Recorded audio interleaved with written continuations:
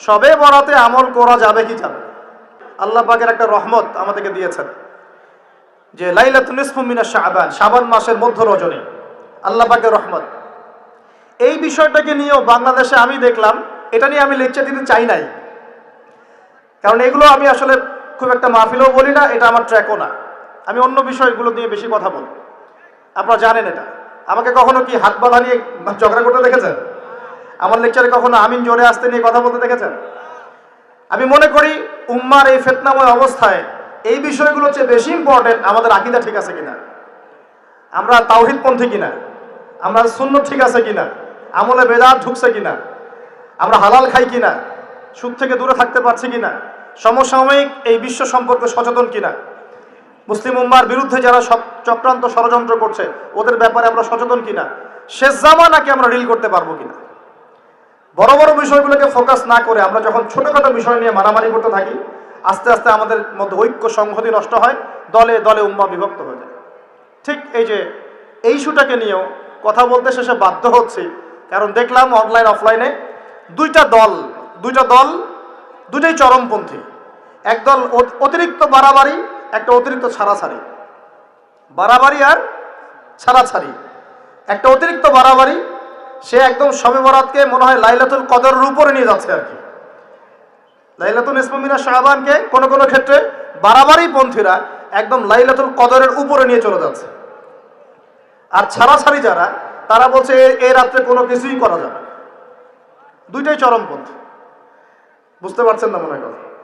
একদল এটাকে নিয়ে এত বেশি বাড়াবাড়ি করছে যে এটাকে একদম লাইলাতুল কদরের উপরে নিয়ে চলে যাচ্ছে। আরেক দল দেখা যাচ্ছে এটাকে এমনভাবে পরিত্যাগ করছে না, এই যে কিছুই করা যাবে না, কোনো ফজিলতি নাই। এখন আসলে মধ্যম পন্থা কি, মাঝখানে আমরা কি করব তাহলে জানার দরকার আছে কি নাই? অনেক হাদিসের অনেক আলোচনা, প্রায় 40-50 পৃষ্ঠার বই, সব আলোচনা তো মাহফিলে করা সম্ভব না। আমি সারমর্মটুকু বলি। সারমর্ম কি? হাদিসের শবে বরাত নামে কোনো শব্দ নাই, এক নম্বর কথা। কি নাই ভাই? শবে বরাত নামে কোনো শব্দ নেই। আছে লাইলাতুন নিসফু মিনাশ শাবান, শাবান মাসের মধ্য রজনী। শাবান মাসের মধ্য রজনী। শাবান মাস কি? উত্তর, নবী সাল্লাল্লাহু আলাইহি ওয়াসাল্লাম রমজান মাসের পর যে মাসে রোজা রাখতে বেশি গুরুত্ব দিয়েছেন তার নাম শাবান। আমার সাথে বলেন, শাবান মাস কি? নবী সাল্লাল্লাহু আলাইহি ওয়াসাল্লাম রমজানের পরে যে মাসে রোজা রাখতে খুব বেশি গুরুত্ব দিয়েছেন তার নাম শাবান।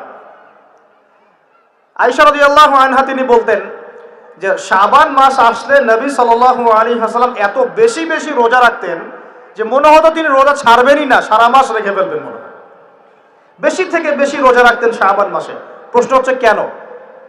উত্তর, এমনিতে এই মাসটা বরকতময় এবং এই মাসে আল্লাহ পাক তার রহমতে বিপুল সংখ্যক মানুষকে জাহান্নাম থেকে মুক্তি দান করেন। সুবহানাল্লাহ। নবী সাল্লাল্লাহু আলাইহি ওয়াসাল্লাম এই মাসকে তাজিম করতেন। এই মাসের সম্মানার্থে, এই মাসে আল্লাহর রহমত বরকতের স্বার্থে নবী করিম সাল্লাল্লাহু আলাইহি ওয়াসাল্লাম এই মাসে বেশি বেশি রোজা রেখেছেন। সুন্নত কি শিখলাম? শাবান মাসে বেশি বেশি রোজা রাখা সুন্নত। একটা কি পেলাম ভাই? শাবান মাসে বেশি বেশি রোজা রাখা সুন্নত। আপনি যদি মুকিম হন, শরীর সুস্থ থাকে, মুসাফির না, আপনার সুস্থতা আছে, সব ঠিক আছে, আপনি চেষ্টা করবেন এই মাসে বেশি বেশি রোজা রাখার জন্য। পারা যাবে ইনশাআল্লাহ। এটা নবীর সুন্নত হবে। আরেকটা হাদিস মাথায় নিয়ে নেন, আজকে সারা ওয়াজ ভুলে গেলে এই ওয়াজটা ভুলেন না। কি হাদিস? নবীজি বলছেন, তোমাদের সামনে, হে আমার সাহাবীরা, তোমাদের সামনে এমন একটা যুগ আসছে, ওই যুগে আমার সুন্নতকে ধরে রাখাটা হাতের মধ্যে আগুন ধরে রাখার মতো হবে। আমি অনেকদিন এই লেকচারে এই হাদিসটা বলেছি। তোমাদের সামনে এমন একটা কঠিন যুগ আসছে, জামানা সবরিন, সবরের যুগ, কঠিন যুগ। ওই যুগে ঈমান ধরে রাখা, মানে আমার সুন্নতের উপর থাকা, হাতে আগুন ধরে রাখার মতো হবে। ওই যুগে যদি তোমরা আমার একটা সুন্নতকে জীবিত করতে পারো, সমাজে একটা সুন্নত মরে গেছে, ওটাকে আবার জীবিত করতে পারো, তাহলে 50 জন শহীদ সাহাবীর নেকি পাবে। হাদিসটা বুঝলেন? শুধু নেকি না, আপনি 50 জন শহীদ সাহাবীর নেকি পাবেন যখন চলমান সমাজে একটা সুন্নত মিটে গেছে, নাই, মানুষ আমল করছে না, কিন্তু আপনি সেটাকে জীবিত করলেন। পারা যাবে ইনশাআল্লাহ? একটা দেখাচ্ছি, যেমন সাহাবীদের যুগে মানুষ মসজিদে ঢুকলে কি করতো জানেন? আগে 2 রাকাত নামাজ পড়তো। কি করতো? মসজিদে ঢুকেই, ওযু অবস্থায় মসজিদে ঢুকেই তারা বসতেন না। আগে 2 রাকাত নামাজ পড়তেন, দুখুলুল মসজিদ বা তাহিয়াতুল মসজিদ, তারপরে বসতেন। আর নবীজি বলেছেন কিয়ামতের আগে আগে এই দুখুলুল মসজিদ, তাহিয়াতুল মসজিদ, এই নামাজটা উঠে যাবে। উঠে যাচ্ছে না আস্তে আস্তে। মসজিদে ঢুকলে মানুষ ধাপ করে বসে পড়ে, তাই না? মানুষ ভুলেই গেছে এটা সুন্নত। এখন আপনি যদি এই সুন্নতটাকে আবার জীবিত করতে পারেন, ইনশাআল্লাহ 50 জন শহীদ সাহাবীর নেকি পাবেন। সমাজে এখন দাড়ি শেভ করা ফ্যাশন হয়ে গেছে, বুঝছে না? অনেকে শেভ না করলে চাকরি দেয় না। শেভ না করলে কি হয় না? চাকরি পাওয়া যায় না। স্কুলে তো না, কলেজে গিয়ে পড়তে গেলে ক্লাস করতে দেয় না। দাঁড়িয়ে আছে, যাও সব করে আসো, তাই বলে। এখন সমাজ চলছে উল্টা। এখন যদি আপনি নবীর সুন্নতকে আবার জীবিত করতে পারেন, 50 জন শহীদ সাহাবীর নেকি পাবেন ইনশাআল্লাহ। রাতে ঘুমানোর সময় একটা সুন্নত আছে, 33 বার সুবহানাল্লাহ, 33 বার আলহামদুলিল্লাহ, 34 বার কি আল্লাহু আকবার। বহু মানুষই পড়ে না। আপনি যদি পড়তে পারেন, ইনশাআল্লাহ আল্লাহ পাক আপনাকে নেকি দিবেন। সমাজে বহু মানুষ চুল একদম এখন মেসি রোনাল্ডো কাট, তাই না? মেসি কাট আর রোনাল্ডো কাট। আর আমি সিলেট অঞ্চলে দেখে আসছি একদম লন্ডন কাট, 2 পাশ ছিলে মাঝখানে চুল। লন্ডন থেকে শিখে আসছি। এখন চুলেরও কিন্তু সুন্নত আছে, আছে কি নাই? দাড়ির যেমন সুন্নত আছে, চুলের সুন্নত নাই? একদম সামন পিছন সমান করতে পারেন, অথবা যদি চুল নাই থাকে তাহলে চুল মাথা মুন্ডন করেও রাখতে পারেন। অনেক সাহাবী মাথা মুন্ডিত ছিল। আবার অথবা কানের লতি পর্যন্ত বা কাঁধ বাবড়ি রাখতে পারে। এটা চুলের সুন্নত হলো কিনা? এখন সমাজের সব মানুষ এই সুন্নতটাকে ভুলে গেছে। আপনি সুন্নত মনে করে রেখেছেন, ইনশাআল্লাহ আপনি নেকি পাবেন ইনশাআল্লাহ। এরকম অগণিত সুন্নত আছে, অগণিত, যেগুলো আমাদের সমাজ থেকে আস্তে আস্তে উঠে যাচ্ছে। আমি খুব দুঃখের সাথে বলছি, অনেক মসজিদে ফরজ নামাজ পড়ার পরে আমরা কি করি? আল্লাহুম্মা আমিন বিরহমাতিকা ইয়া আরহামার রাহিম, ব্যাস উঠে চলে গেলাম, তাই না? উঠে চলে যায় না? তারপর স্যান্ডেল নিয়ে বাইরে চলে গেল। অথচ সালাম ফিরানোর পরে একবার বলতে হয় আল্লাহু আকবার। কি বলতে হয়? 3 বার বলতে হয় আস্তাগফিরুল্লাহ, আস্তাগফিরুল্লাহ, আস্তাগফিরুল্লাহ। বলতে হয় আল্লাহুম্মা আনতাস সালাম ওয়া মিনকাস সালাম তাবারাকতা ইয়া যাল জালালি ওয়াল ইকরাম। একবার পড়তে হয় আয়াতুল কুরসি, 33 বার সুবহানাল্লাহ, 33 বার আলহামদুলিল্লাহ, 33 বার আল্লাহু আকবার, তারপর কালিমা শাহাদা। এরপর সূরা ফালাক একবার, সূরা নাস একবার, ইখলাস একবার। আরো দোয়া, অনেক দোয়া আছে। আল্লাহুম্মা লা মানিআ লিমা আ'তাইত ওয়া লা মু'তিয়া লিমা মানা'ত ওয়া লা ইয়ানফা'ু যাল জাদ্দি মিনকাল জাদ। পড়তে হয় আল্লাহুম্মা ইন্নী আউযু বিকা মিনাল হাম্মি ওয়াল হাযান ওয়াল আজজি ওয়াল কাসালি ওয়াল বুখলি ওয়াল জুবন ওয়া দালা'id দাইন ওয়া গালাবাতির রিজাল। পড়তে হয় আল্লাহুম্মা আ'ইন্নী আলা যিকরিকা ওয়া শুকরিকা ওয়া হুসনি ইবাদাতিক। আরো অনেক দোয়া আছে। দেখেন তো, মোনাজাত করেন, আমি তো না করছি না, আমি তর্ক করতে আসি না এখানে। এটা নিয়ে আমি ঝগড়া করতে আসি, কিন্তু এই সুন্নতটা যে উঠে গেল, মোনাজাতটা করে যে মসজিদ থেকে বের হয়ে চলে গেলেন, এই সুন্নতটার উপর আমল কে করবে? সুন্নত উঠে গেল না? আপনি যদি বসে এখন সুন্নতটা প্রতিষ্ঠা করেন, 50 জন শহীদ সাহাবীর নেকি পাবেন ইনশাআল্লাহ। এগুলো তো গেল আমলিয়াত। সমাজ চলছে সুদের উপরে। আপনি যদি হালাল অর্থনীতি প্রবর্তন করতে পারেন, তাহলে কত নেকি পাবেন? সমাজ চলছে জেনায়, আপনি এখন পর্দা প্রতিষ্ঠা করলেন, তাহলে কত নেকি পাবেন? সমাজে চলছে দুর্নীতি, আপনি এখন আমানতদারিতা, ইনসাফ প্রতিষ্ঠা করলেন, কত নাকি পাবেন? সমাজে চলছে শয়তানি, সব শয়তানি। কি চলছে? শয়তানি। এখন আপনি আল্লাহ রাব্বুল আলামিনের ওহী প্রতিষ্ঠা করলেন, কত নাকি পাবেন? নিঃসন্দেহে আর অনেক বেশি নাকি পাবেন। আল্লাহ পাক আমাদেরকে সেই লক্ষ্যে কাজ করার তৌফিক দান করুন।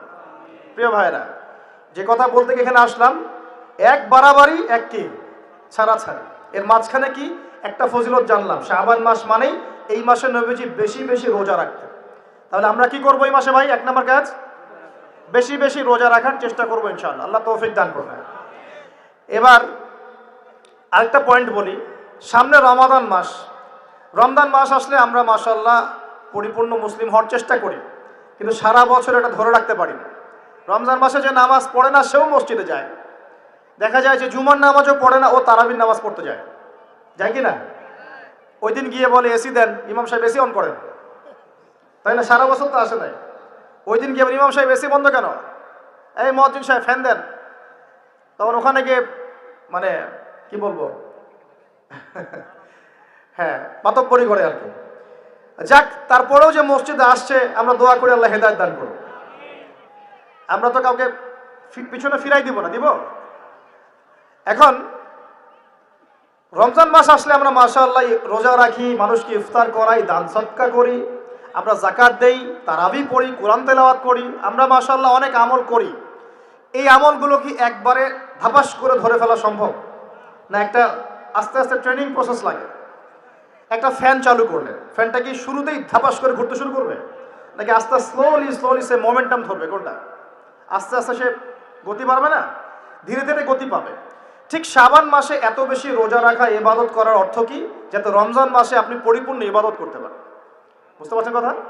রমজানে গিয়ে তো শুরুতেই সব ইবাদত ধরে ফেলা সম্ভব হবে না। মনে করেন আগামীকাল পহেলা রমাজান, আজকে থেকে আপনি সব ইবাদত একসাথে করতে পারবেন? তখন গিয়ে আপনি বেগ পেতে হবে। কিন্তু একটা মাস আগে থেকে যদি ট্রেনিং নেন, ইনশাআল্লাহ রমজান মাসে ইজি হয়ে যাবে। এটা একটা কারণ নবী সাল্লাল্লাহু আলাইহি ওয়াসাল্লাম শাবান মাসে বেশি বেশি রোজা রাখতেন, আমল করতেন। আল্লাহ পাক আমাদের সবাইকে শাবান মাসে বেশি বেশি আমল করার তৌফিক দান করুন, যাতে রমজান মাসে গিয়ে আমরা সুবিধা পাই, রমজান মাসের হকটা আদায় করতে পারি। এবার এই মাসে নবী সাল্লাল্লাহু আলাইহি ওয়াসাল্লাম কি বলেছেন একটা হাদিস থেকে আগে বুঝি। এই হাদিসটা সহ অনেক হাদিসে এই একই রকম কথা এসেছে এবং এই হাদিসটা বিশুদ্ধ। এটাকে অস্বীকার করলে হাদিস অস্বীকারী হয়ে যাবে। বাড়াবাড়ি গ্রুপ, ছাড়াছাড়ি গ্রুপ, উভয়ের জন্যই নসিহত। নবী সাল্লাল্লাহু আলাইহি ওয়াসাল্লাম বলেছেন, ইন্নাল্লাহ তাআলা, নিশ্চয় আল্লাহ রাব্বুল আলামিন, লা ইয়াত্তালিউ ফি লাইলাতিন নিসফি মিন শাবান, শাবান মাসের মধ্য রজনীতে আল্লাহ রাব্বুল আলামিন তার রহমতের দৃষ্টি প্রশস্ত করেন। সুবহানাল্লাহ।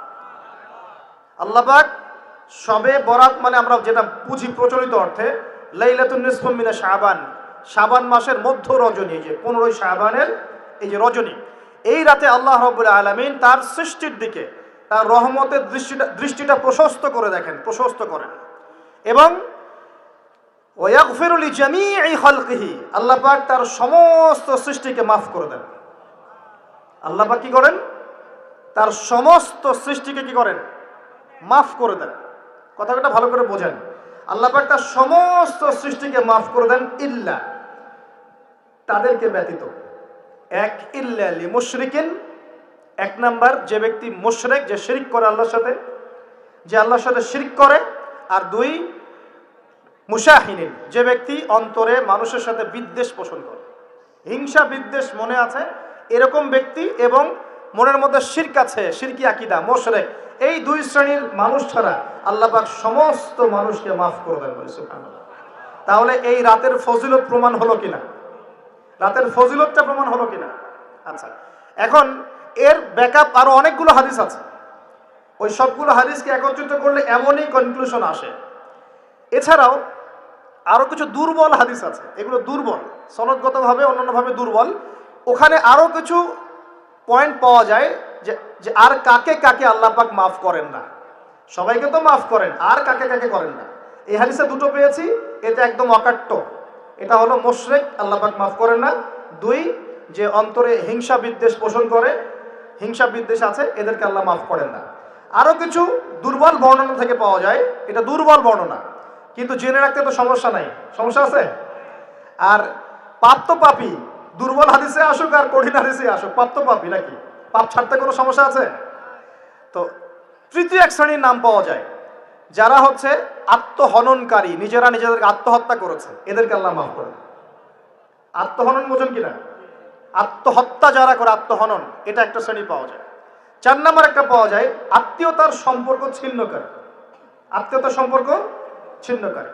5 নম্বর একটা পাওয়া যায়, সেটা হলো মাদক দ্রব্য সেবনকারী। মাদক দ্রব্য সেবনকারী, যুবকরা খুব ভালো করে শোনো এগুলো। মাদক দ্রব্য সেবনকারী আল্লাহ সবাইকে মাফ করেন, মাফ করছেন না। আর একটা পাওয়া যায়, সেটা হলো যারা জেনার পাপে লিপ্ত আছে। কিসের পাপে ভাই?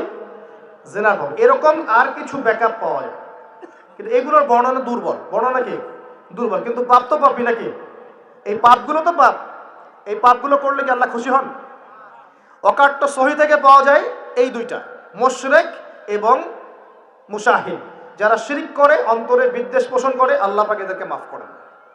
এখন আগে জানি শিরিক থেকে কিভাবে বাঁচবো, শিরিক কি এবং কেন, তারপরে জানবো হিংসা বিদ্বেষ, তারপরে আমরা যাব এই রাত্রে আমরা কি করতে পারি। মনে রাখবেন, আমল করতে হবে তিনটা বিষয় খেয়াল রেখে। কয়টা বিষয় ভাই? আমল করতে হবে তিনটা বিষয় খেয়াল রেখে। এক, আমল করতে হবে একমাত্র আল্লাহ পাকের সন্তুষ্টির জন্য। এক নম্বর কি বলেন? এক আল্লাহর সন্তুষ্টির জন্য, কারো সন্তুষ্টির জন্য না, কারো জন্য না, শুধু কার জন্য? দলিল হচ্ছে ইন্নাস সালাতি ওয়া নুসুকি ওয়া মাহইয়ায়া ওয়া মামাতি লিল্লাহি রাব্বিল আলামিন ফাসাল্লি লিরাব্বিকা ওয়ানহার। দুই, আমল হতে হবে একমাত্র নবী সাল্লাল্লাহু আলাইহি ওয়াসাল্লামের সুন্নত মোতাবেক। কার সুন্নত মোতাবেক? নবী এবং সাহাবীদের সুন্নতের সাথে মেলে না সেই আমল করা যাবে না। নবী এবং সাহাবীদের সুন্নতের সাথে মেলে না সেই আমল করা যাবে না। তিন নাম্বার, আমলটা যত সুন্দরী মনে হোক, আমলটা যত সুন্দরী মনে হোক আর যত মানুষই করুক, যত মজাদার মনে হোক না কেন, নবী করেন নাই, সাহাবীদের থেকে প্রমাণ নাই, আমল করব না। করলে বেদাত হয়ে যাবে। কি হবে? বেদাত হয়ে যাবে। আর তিন নাম্বার হচ্ছে, আমলগুলো করার আগে অবশ্যই আপনার রিজিকটাকে হালাল করতে হবে। কি করতে ভাই? ব্যাস এই তিনটা শর্ত পূরণ করে আমল করলে ইনশাআল্লাহ তাআলা আমরা জান্নাতে যাবো ইনশাআল্লাহ। ইনশাআল্লাহ আমরা আশাবাদী আল্লাহ পাক আমাদেরকে জান্নাত দিবেন ইনশাআল্লাহ। আল্লাহ পাক এক রাতে রহম করে সমস্ত মাখলুক সৃষ্টিকে মাফ করে দিচ্ছেন, শুধু শিরক এবং হিংসা বিদ্বেষ পোষণকারীকে মাফ করছেন না। বুঝতে হবে এই পাপ দুটো কত কঠিন। এবার আসেন প্রথমে একটু শিরক নিয়ে কথা বলি, তারপরে মুশাহিন নিয়ে কথা বলি। ধৈর্য ধরবেন তো নাকি? দেরি হচ্ছে? সবর করেন। এখন প্রথমে জানি শিরক কি এবং কেন। শিরক হচ্ছে এমন একটা পাপ, যেই পাপ আমল নামায় থাকলে পরে বিনা তওবায় যদি সেই ব্যক্তি মারা যায়, আল্লাহ পাক তাকে মাফ করবেন না। ভালো করে শোনেন, শিরক এমন একটা পাপ, যে পাপ যদি আমল নামায় থেকে যায়, বিনা তওবায় সে মারা যায়, শিরকের পাপ নিয়ে আল্লাহর সামনে দাঁড়ায়, আল্লাহ তাকে মাফ করবেন না। দলিল সূরা নিসা, আল্লাহ পাক বলেন ইন্নাল্লাহা লা ইয়াগফিরু আন ইউশরাকা বিহি ওয়া ইয়াগফিরু মা দুনা যালিকা লিমান ইয়াশা। আল্লাহ পাক তার সাথে শিরকের গুনাহ মাফ করবেন না, এছাড়া যে কোনো গুনাহ যাকে ইচ্ছা মাফ করবেন। বুঝাচ্ছি, মনে করেন একজন ব্যক্তি জেনা করেছে, কথা নাউযুবিল্লাহ, একজন ব্যক্তি জেনা করেছে বা মিথ্যা কথা বলেছে বা ধরেন মদ খেয়েছে ইত্যাদি। এখন সে তওবা করলে তো মাফ পেতই, তওবা করলে মাফ হতো না? তওবা করলে মাফ তো পেতই। মনে করেন তওবা না করেই মারা গেছে, আল্লাহ পাক চাইলে কিয়ামতের মাঠে এই পাপও বিনা তওবাতেই মাফ করতে পারে। কথা বুঝতে পারছেন? বুঝতে পারছেন না মনে হয়। মনে করেন একজন ব্যক্তি মদ খেয়েছে, জেনা করেছে ইত্যাদি, সে তওবা করার ফুরসত পায় নাই, বিনা তওবায় মারা গেছে। আল্লাহ পাক চাইলে কিয়ামতের মাঠে তওবা না করা সত্ত্বেও আল্লাহ পাক তাকে মাফ করতে পারে। কিন্তু একজন ব্যক্তি শিরকের পাপ করেছে, তওবা না করে মারা গেছে, আল্লাহ পাক কিয়ামতের মাঠে শিরকের পাপ মাফ করবেন। আমি কি বুঝতে পারছি? অন্য পাপের কারণে আল্লাহ রাব্বুল আলামিন শাস্তি দিয়ে হোক, কোনো একটা ভাবে হোক, নবীর সুপারিশের মাধ্যমে হোক, তাকে জাহান্নামে গেলেও সেখান থেকে বের করে জান্নাতে দিবেন ইনশাআল্লাহ। কিন্তু শিরকের পাপ যার আমলনামায় থাকবে, তার উপর জান্নাতকে হারাম করে দেওয়া হয়েছে। বলেন নাউযুবিল্লাহ। সূরা মাইদায় দলিল আছে, শিরকের পাপ যার আমলনামায় আছে তার জন্য জান্নাতকে হারাম করে দেওয়া হয়েছে।